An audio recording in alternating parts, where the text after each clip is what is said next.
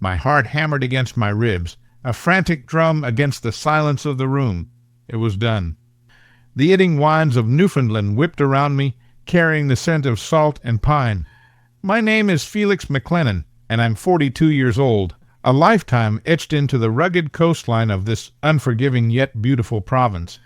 For 15 years, I poured my soul into Aurora Innovations, a tech firm nestled in the bustling heart of St. John's. I was their lead software architect, the one who built the frameworks that kept their intricate systems humming.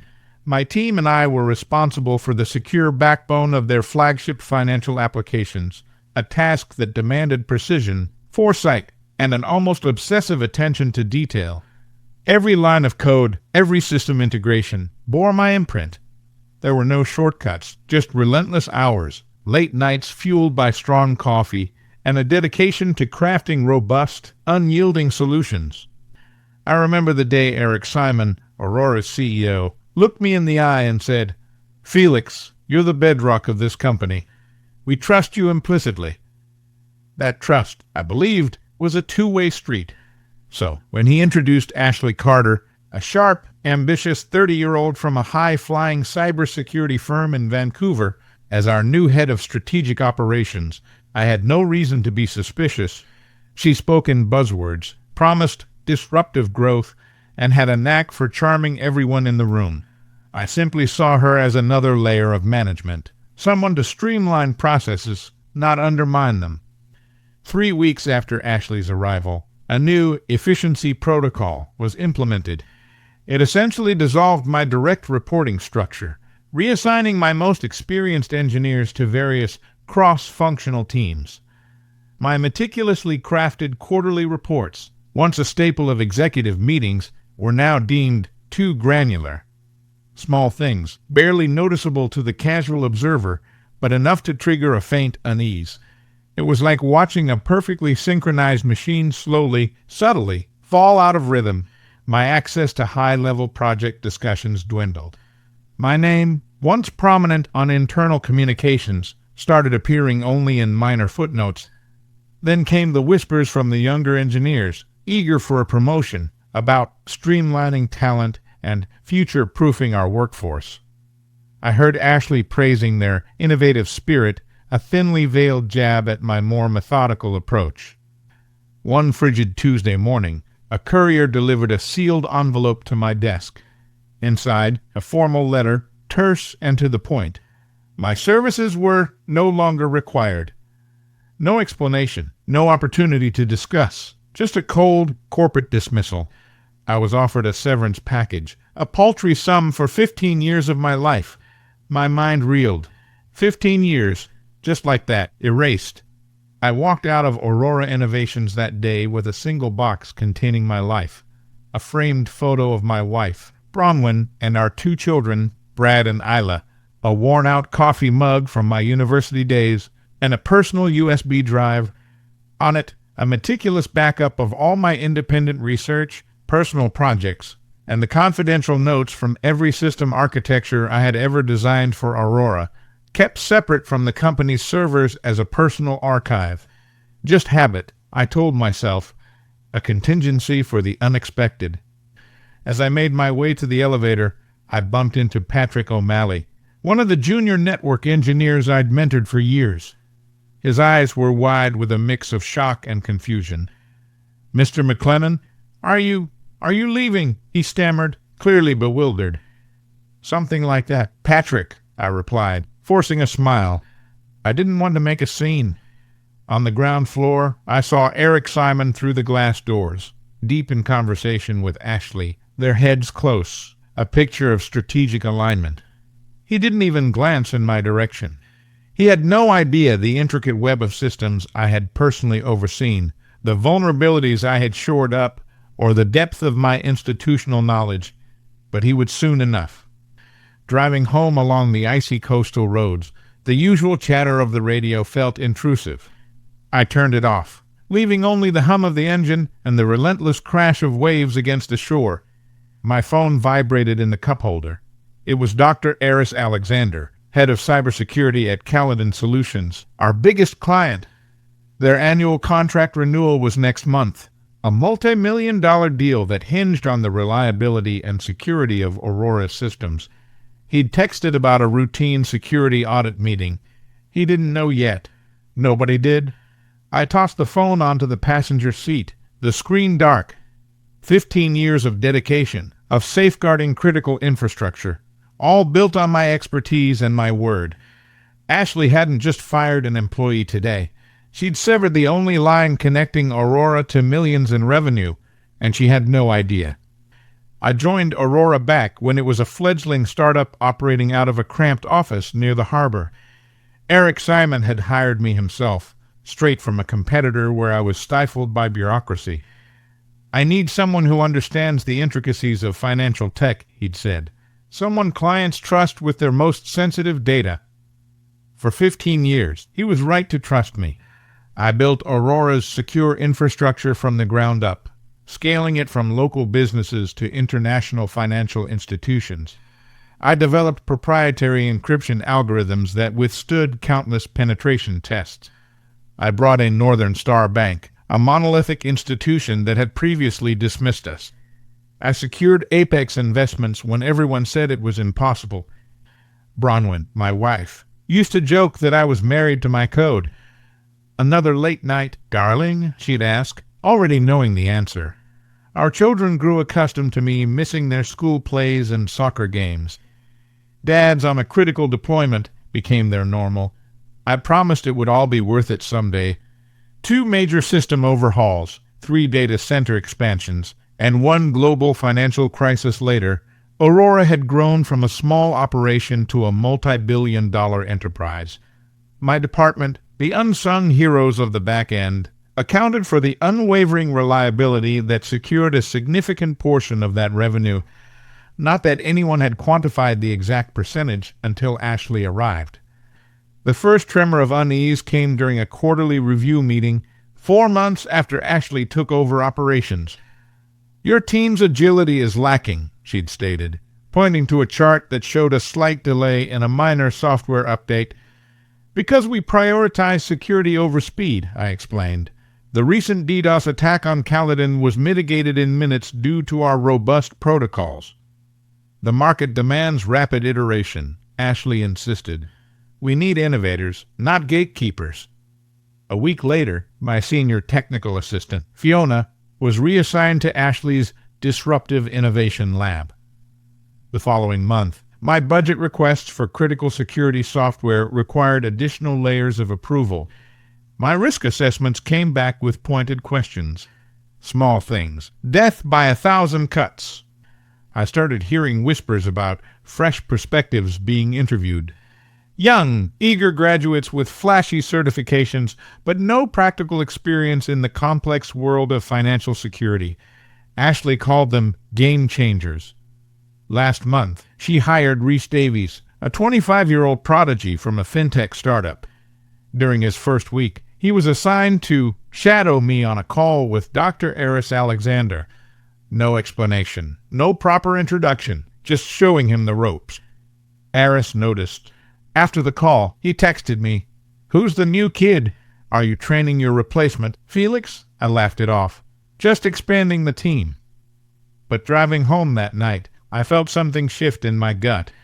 The kind of cold certainty that comes from years of reading server logs and network traffic. Something wasn't right.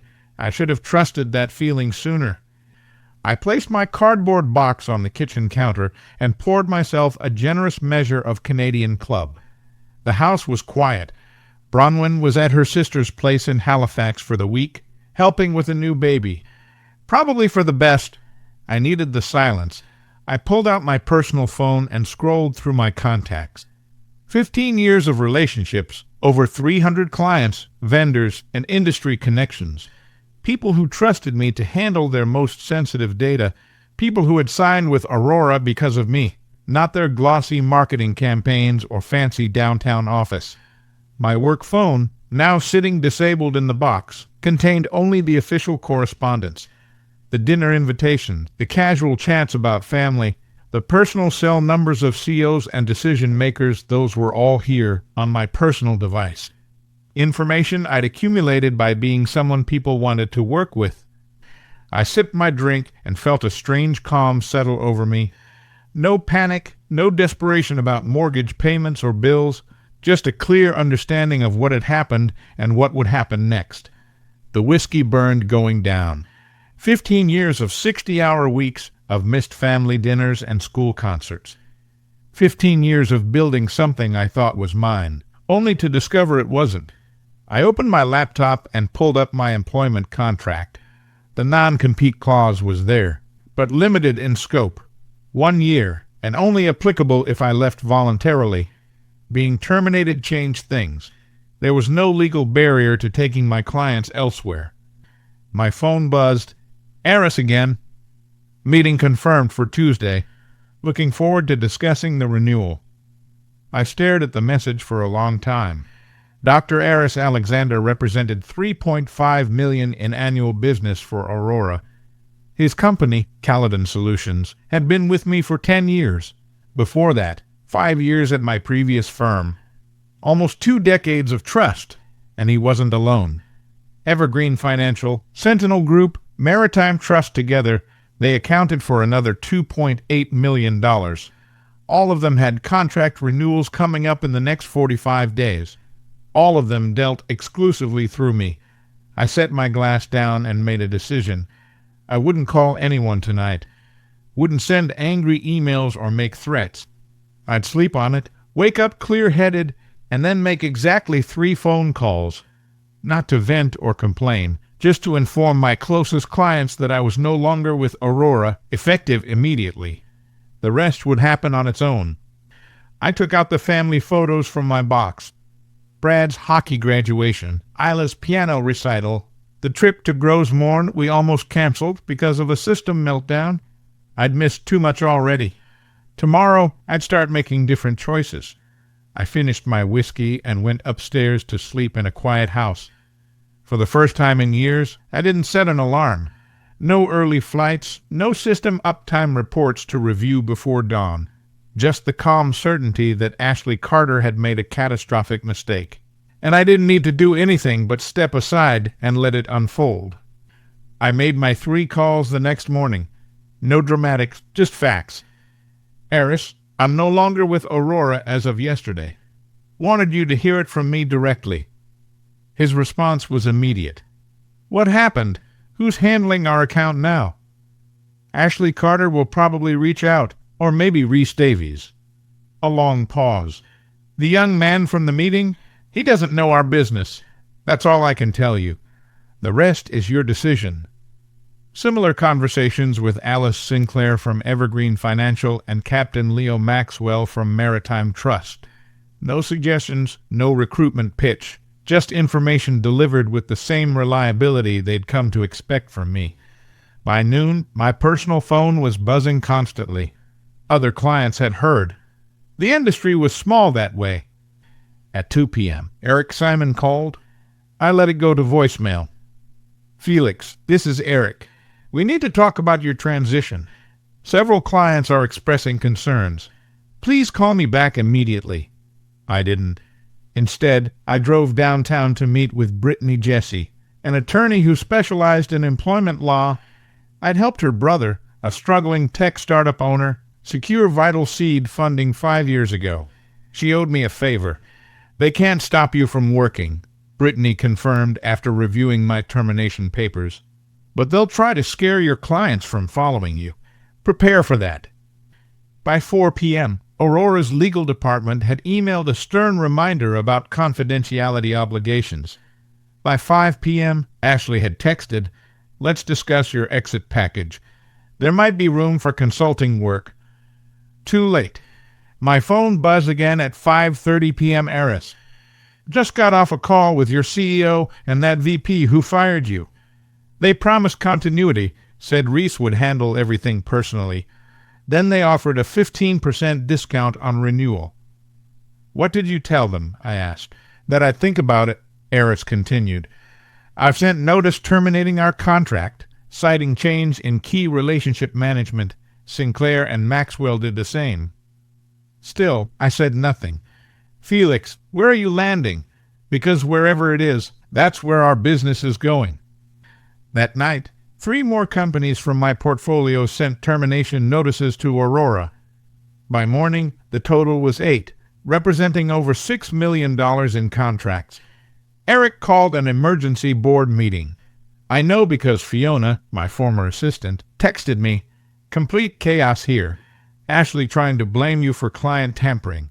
CEO asking why nobody saw this coming." My phone rang again, a number I didn't recognize. "Felix MacLennan," I answered. "Dominic Reed here. Reed and Associates, a competitor. Smaller firm, better reputation. I hear you're available, and several of our mutual friends speak highly of you." "I'm listening," I said. "Senior vice president position. 6-figure signing bonus. Full autonomy to manage your own accounts, and a seat on our executive committee. When would you want me to start?" "How's tomorrow sound?" I accepted on the spot, not out of urgency or desperation, but because it was exactly what I wanted: respect, autonomy, and recognition of the value I brought. That afternoon, Ashley texted again. Board approved a retention package. Full salary for 9 months, plus stock options. Just help us transition your accounts. I didn't respond. There was nothing to say. They'd had 15 years to value what I built. Now they were scrambling to put a price on it after the fact.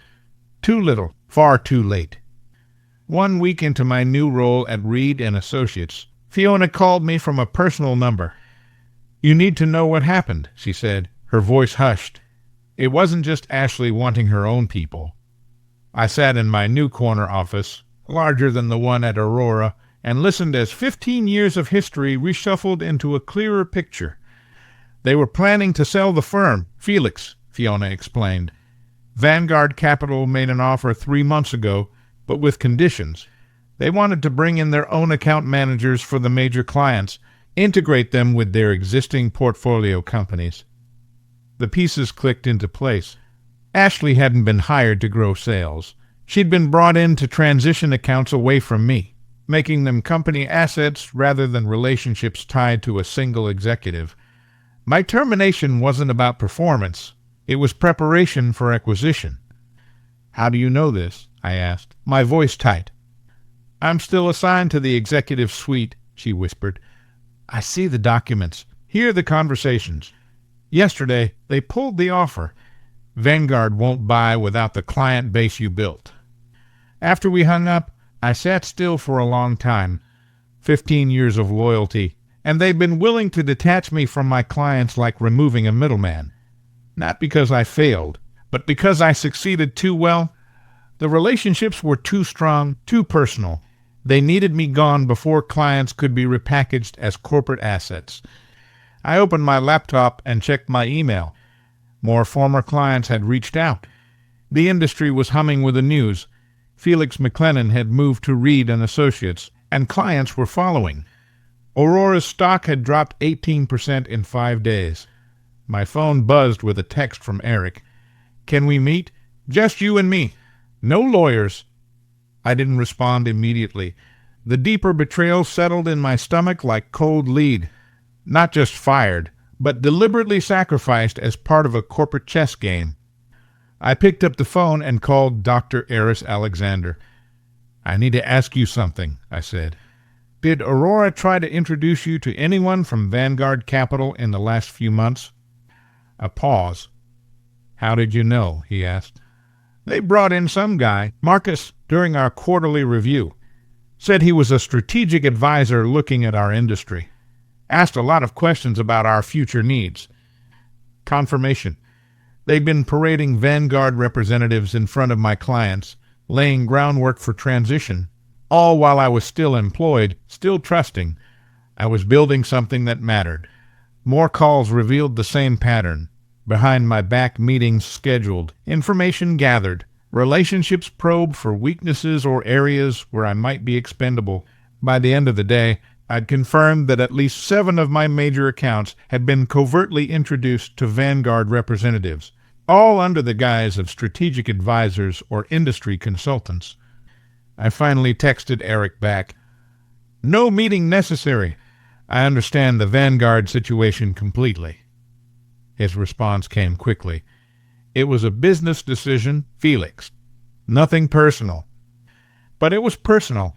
15 years of building relationships, of knowing clients' children's names and their vacation spots, of answering calls on weekends and holidays, all reduced to an impediment for a corporate transaction. I closed my laptop and looked out at the St. John's skyline from my new office. The view was different here, clearer somehow. Reed and Associates had already signed contracts with 11 of my former clients, representing nearly $9 million in annual revenue, and more were coming. Not because I was recruiting them, but because in this business, trust followed people, not logos or corporate strategies. Aurora hadn't just lost a lead architect. They'd lost the foundation their growth was built upon, and they still didn't fully understand why.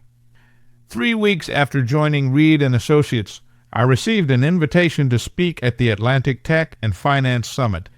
The panel topic, Building Client Loyalty in a Transactional Market. The irony wasn't lost on me.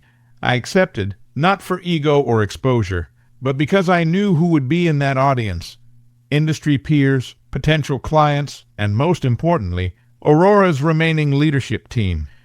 Eric never missed this conference. Neither did the board members. Meanwhile, Reed and Associates had given me resources Aurora never offered. 2 dedicated analysts, robust marketing support, and most crucially, equity partnership. Every client I brought in wasn't just commission. It was building something I partially owned. I spent a month preparing for the conference, not with flashy slides or rehearsed anecdotes, but with data. Working nights with my analysts, I compiled performance metrics for every client who had followed me from Aurora to Reed and Associates. The results were undeniable. Average system uptime increased by 7%. Data security breaches reduced to 0. Client satisfaction scores up by 25 points. It wasn't just about me. It was about proving what happened when companies valued relationships over transactions. The morning of the conference, I reviewed my notes one last time. No dramatic reveals, no naming names, just facts and outcomes. Professional, measured, devastating. As I walked into the hotel ballroom, I spotted Eric immediately, huddled with 2 board members near the coffee station. His face tightened when he saw me. I nodded politely and moved on. The panel discussion began with standard questions about market trends and technological disruption. When my turn came, I spoke plainly about what clients truly valued. In an age where everything is automated and digitized, personal accountability has become the rarest commodity, I said. Companies often mistake client relationships for company assets. They aren't. They're trust agreements between individuals that need constant reinforcement. I presented my data without mentioning Aurora by name, just case studies of clients who had switched firms and seen immediate improvements. The lesson isn't about retention packages or contractual obligations, I concluded. It's about understanding that when you treat relationship managers as interchangeable parts, clients will show you exactly how wrong that assumption is. During the Q&A, an audience member, a young analyst I didn't recognize, asked the question everyone was thinking. Isn't your recent move from Aurora to Reed and Associates, along with several major clients, exactly the scenario companies fear when they consider how much autonomy to give relationship managers? The room went silent. I could feel Eric's eyes boring into me from across the room. That's a fair question, I replied, but consider the alternative. Aurora lost those clients not because I took them, but because they failed to understand what those clients actually valued. No one followed me out of personal loyalty alone. They followed because their needs were consistently better met through my approach to service, an approach my former employer decided was no longer aligned with their direction. I paused, making brief eye contact with Eric. Every company has the right to change direction, and every client has the right to decide if that new direction serves their interests. The market is brutally efficient that way.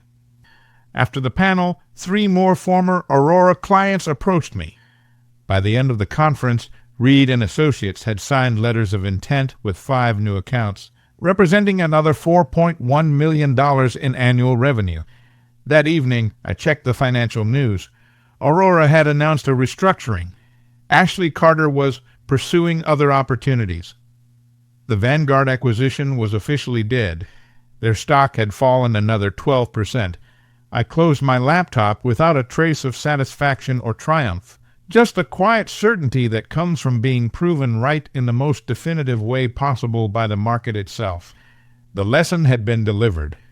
Whether they would learn from it was no longer my concern. 6 months after my termination, I stood in Reed and Associates' largest conference room, surrounded by my team and the company's leadership. On the screen behind me, a single slide displayed our quarterly results.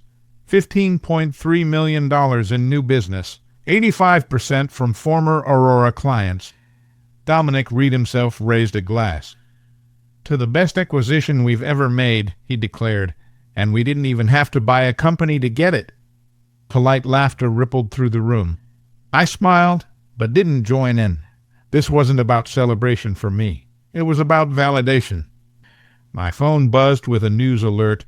Aurora Innovations announces CEO transition. Eric Simon steps down amid continued revenue challenges. I slipped the phone back into my pocket without showing anyone. Some victories don't need an audience. Later that afternoon, I received an email from Rhys Davies, the young man Ashley had tried to position as my replacement. "I've been let go, along with most of the sales team. Any chance Reed and Associates is hiring?" I forwarded it to HR with a note, "Worth interviewing. Not his fault what happened." As I was leaving the office, my assistant handed me an envelope that had been couriered over. Inside, a handwritten note from Eric Simon. "You were right, Felix. I put transaction above relationship. It cost the company everything. If you're ever willing to have coffee, I'd appreciate the chance to apologize in person."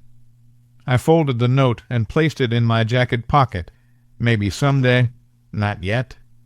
That evening, driving home, I passed Aurora's building. The sign was being removed from the facade.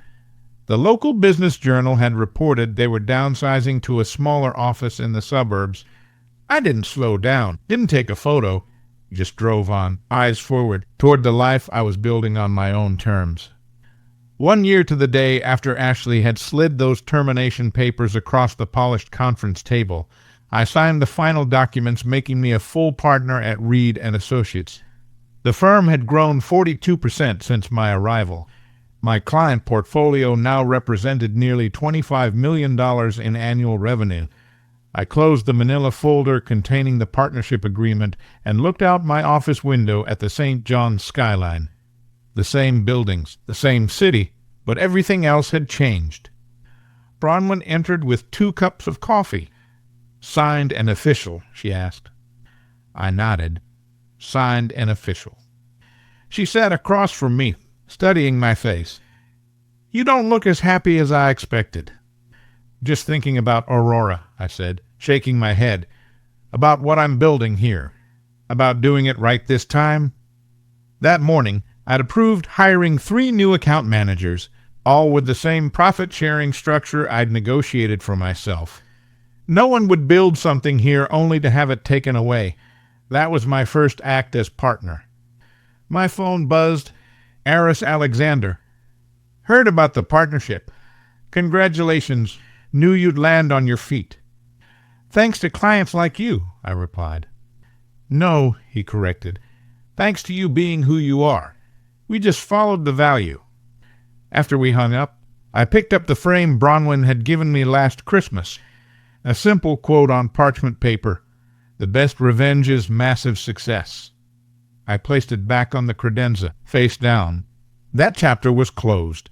I took out my calendar and booked lunch with Eric Simon. Not to gloat, not to rehash the past, but because sometimes the final step in moving forward is releasing the weight of what happened before. I shut down my computer, picked up my keys, and walked out to meet Bronwyn. We had tickets to Brad's hockey game, something I wouldn't have made time for in my previous life. Some losses clear the way for better victories. Some fires burn away what needs to go. I'd never been more certain of that than I was today.